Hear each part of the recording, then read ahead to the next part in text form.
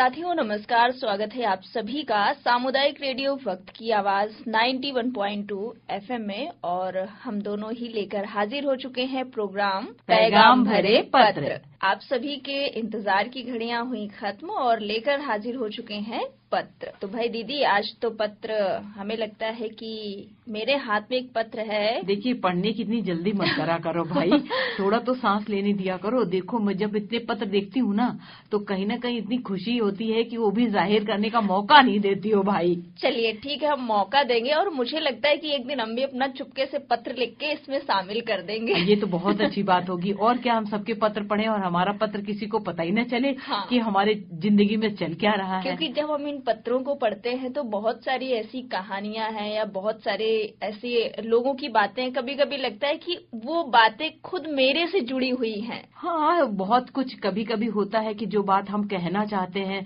और हम नहीं कह पाए, और किसी ने वो पत्र में लिख दिया है, तो हमें लगता है कि शायद मेरी बात वहां तक पहुंच गई, मेरी पाती पहुंचे न पहुंचे, पर बात तो है। हाँ, तो बस अब मेरे दिमाग में यही चल रहा है कि किसी दिन मैं भी अपना एक पत्र शामिल करूंगी और अपने सारे श्रोताओं के साथ साझा करूंगी। ये तो बहुत अच्छी बात है और मुझे लगता है कि शुरुआत कर देनी चाहिए, नहीं तो समय हमारे तो बातों में चला जाएगा। तो हाँ, क्योंकि समय बहुत कम पाती पढ़ना बहुत जरूरी है, पैगाम की पाती। हाँ, तो पढ़ते हैं आज की पैगाम की पाती किसकी है मेरे हाथों में। तो ये पत्र है जो लिख रहे हैं कि वक्त की आवाज के सभी साथियों को नमस्ते।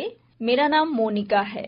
मेरे घर में वक्त की आवाज से जितने भी प्रोग्राम चलाए जाते हैं सभी बहुत ही अच्छे लगते हैं। मैम, पैगाम भरे पत्रों का प्रोग्राम चलाकर आपने बहुत ही अच्छा किया। चलिए जी, धन्यवाद। आगे लिखती है, कम से कम पत्र के माध्यम से हम आप सभी लोगों तक अपने मन की बातों को पहुंचा पाते हैं।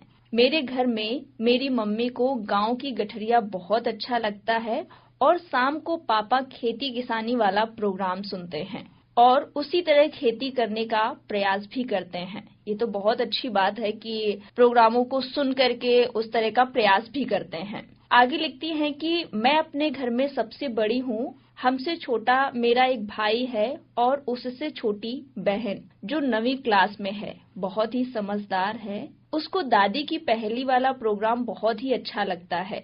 मैंने भी बीए किया हुआ है। पास के ही एक प्राइवेट स्कूल में छोटे बच्चों को पढ़ाती हूँ। भाई ने 12वीं तक पढ़ाई की, इसके आगे नहीं पढ़ा। घर में मम्मी पापा ने बहुत जोर लगाया, समझाया, लेकिन वो नहीं पढ़ा तो नहीं पढ़ा। लेकिन मम्मी पापा का अभी भी प्रयास रहता है कि वो पढ़े। मैं अपनी बातों को उनसे कह नहीं पाती हूँ।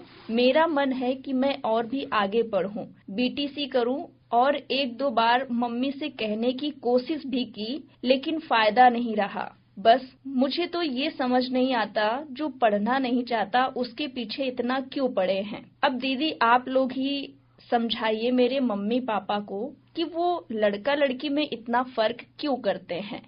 करिश्मा, जब उन्होंने बीए कर लिया है तो हम ये कैसे कहें कि पढ़ाई में भेद करते हैं।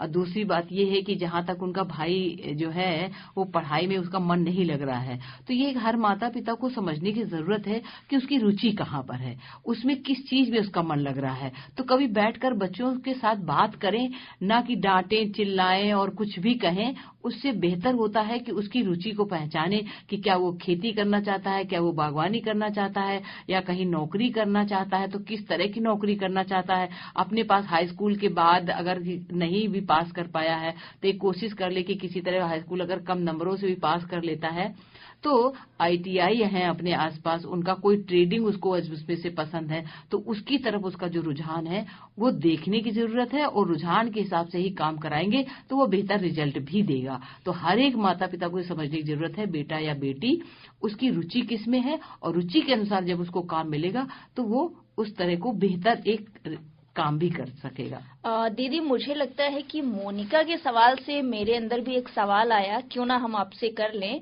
तो सवाल ये है कि जब लड़का नहीं पढ़ना चाहता या लड़की नहीं पढ़ना चाहती और उस पर हम जबरदस्ती थोपते हैं कि नहीं तुम्हें पढ़ाई करनी है, पढ़ जाओ, तो वो पढ़ाई हमारे कितने काम आती है? देखिए, हर एक के सपने होते हैं, माता पिता के अपने सपने हैं बच्चों को लेकर के, तो उन सपनों को पूरा करने के लिए वो फोर्स करते हैं। उन्हें लगता है मेरा बच्चा है, अगर हम इसे फोर्स करेंगे तो ये पढ़ाई कर लेंगे, लेकिन अगर हमारा इंटरेस्ट ही नहीं है तो फिर हम कैसे पढ़ाई करेंगे? हाँ, वही कि जबरदस्ती को पढ़ाया नहीं जा सकता है। वही बात है कि समझने की कोशिश करनी पड़ेगी हर माता पिता को कि वो चाहता क्या, क्यों नहीं। अगर हो सकता है कि उसको बायो नहीं आ रही समझ में, उसको मैथ नहीं समझ में आ रही, तो कौन से विषयों को लेकर के आगे बढ़ सकता है। ये भी एक बात होती है कि कई बार हम लोग बात नहीं करते, कहते पढ़ो, साइंस साइड ही पढ़ना है, जबरदस्ती पढ़ना है, आर्ट साइड पढ़ना है। लड़कों पर सबसे ज्यादा ये प्रेशर होता है। हाँ, क्योंकि इस तरह की अभी कई चीजों में मांग होती है कि आप आगे टेक्निकल कुछ करेंगे तो साइंस होना जरूरी है। जिस तरह का आजकल का एक मतलब डेवलपमेंट एरिया में सब जगह काम चल रहा है, अगर उसकी और ध्यान दे तो ये बात का बस ध्यान रखने की जरूरत है। भैया, बिना जब तक रुचि नहीं होगी कोई कुछ नहीं करेगा, और उनको फोर्स नहीं करे, समझा सकते हैं, रुचि पूछ सकते हैं और उनको आगे बढ़ा सकते हैं। अगर वो नहीं पढ़ना चाहते तो करना क्या चाहते हैं, फिर उनका वो डिसीजन है। तो थोड़ा सा बच्चे डिसीजन नहीं ले सकते, माता पिता उनके साथ बैठ के डिसीजन ले तो एक बेहतर रिजल्ट की उम्मीद की जा सकती है। तो मोनिका जी, मुझे लगता है कि आपके भी सवाल का जवाब मिल गया, और मुझे लगता है कि कहीं ना कहीं मेरे सवाल का भी जवाब मिल गया है। तो अब हम दीदी से चाहेंगे कि आपके हाथ में जो पत्र है आप उसे भी फटाफट पढ़ दीजिए। ठीक है, कोशिश करती हूँ कि आज के पत्र पढ़ दूं। ये एक पत्र हमारे हाथ में है और इसको लिखा है राम किशन जी ने। और राम किशन जी जो हैं, इनकी उम्र 62 साल है। इनकी उम्र 62 साल है और ये लिखते हैं कि आपका एक प्रोग्राम आजकल चल रहा है, हमारे बुजुर्ग हमारा अभिमान, तो इसको लेकर के मैं आपको पत्र लिखना चाहता हूँ कि अगर बच्चे हमारी सेवा नहीं करते हैं तो हमें क्या करना चाहिए। इसको आधार बना के उन्होंने एक बड़ी सुंदर सी कविता भी लिखी है। मैं चाहती हूँ कि ये कविता भी आप सबके तक जानी चाहिए, क्योंकि बड़ी रुचि के साथ उन्होंने इतनी सुंदर कविता लिखी है करिश्मा की। मुझे भी पढ़कर बहुत अच्छा लग रहा है। तो पहले मैं उनकी कविता को सुना देती हूँ। लिखते हैं, कभी कुछ देकर कभी छीन कर अपना मोल समझाती है, ये जिंदगी हमें कदम कदम पर कितना कुछ सिखाती है। सुख दुख का यहाँ संगम है, कभी हंसाती तो कभी ये रुलाती है। एक सी कहाँ रहती है जिंदगी, कभी कठिन कभी सरल बन जाती है। तो आगे ये वाकई में कविता के साथ तो बहुत ही सुंदर थी। हाँ, तो इनकी इस पत्र में एक तो कविता इन्होंने लिखी है, बहुत सुंदरता के साथ लिखी है। और ये लिखते हैं कि मैं रिटायर्ड टीचर हूँ, मैं अपना नाम तो बता दे रहा हूँ पर अपना गांव नहीं बताना चाहता, क्योंकि लोग कहेंगे कि एक पढ़े लिखे व्यक्ति जिनको पेंशन मिलती है, क्या वो भी अपने बच्चों से परेशान हैं। तो इसलिए जो ये कविता उन्होंने लिखी है उसको देख करके करिश्मा, हमें ये लग रहा है कि कहीं ना कहीं हम लोग सोचते हैं कि पेंशन मिल रही है तो उसको क्या टेंशन होंगे, उसको क्या टेंशन। हाँ, बिल्कुल। तो ये समझने की बात है। बहुत अच्छा किया है रामकिशन जी ने, आपने जो इतना सुंदर पत्र लिखा है। और आगे वो लिखते हैं कि मैं समझता हूँ कि बचपन से लेके अभी तक, जब मेरा बचपन नहीं रहा, जवानी नहीं रहा और शायद ये बुढ़ापा भी नहीं रहेगा, लेकिन इसका मोल कौन समझ सकता है। तो आज लग रहा है कि रामकिशन जी बहुत भावुक होकर लिखी है चिट्ठी। आगे लिखते हैं कि मेरे 3 बच्चे हैं, पत्नी है, लेकिन मैं पत्नी को लेकर अगर कहीं जाने की कोशिश करता हूँ तो उसमें भी रोक टोक होती है कि दोनों बुढ़े बुढ़िया कहाँ जा रहे हो, जाने की जरूरत क्या है, माला फेरने का समय है, इस समय आप बैठ करके माला फेरिए। तो मुझे समझ नहीं आता ये मेरे लिए कहाँ तक उचित है। आज बच्चे ही हमें ये बात सिखा रहे हैं कि आप माला फेरो। क्या 62 वर्ष की उम्र में मुझे माला फेरना चाहिए या मुझे दुनिया देखने का मौका मिला है तो मैं उसे देखूं। मैं आपसे ये जानना चाहता हूं कि आप मुझे ये बताएं कि मुझे अपने बच्चों की बात मानकर घर पे रुकना चाहिए या अब बच्चों की परवरिश करते करते मैं इस उम्र में आ पहुंचा हूं कि मैं अब दुनिया देखूं। पहले तो मैं कभी ये सोच ही नहीं पाया कि मुझे जाना है, क्योंकि बच्चों की जिम्मेदारियां थी, शादियां थी, उनको निभाते निभाते अब जब ये सोचता हूं तो बच्चों की रोक टोक मेरे पास आ रही है। अब मुझे बताइए कि क्या करना चाहिए।